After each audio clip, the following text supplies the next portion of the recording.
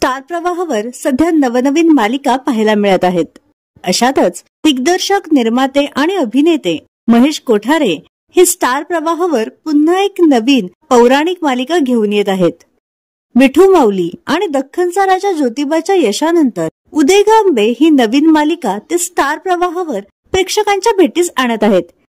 या मालिकेतून 3.5 शक्तिपीठांची कथा प्रेक्षकांना पाहायला मिळेल। नुकताच या पौराणिक मालिकेचा शूटिंग मुहूर्त संपन्न झाला।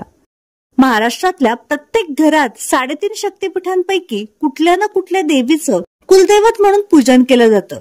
पण आपल्या कुटुंबासाठी पूजनीय असलेल्या या आई समान देवीचं महात्म्य आणि इतिहास सर्वांना माहीत असतोच असं नाही।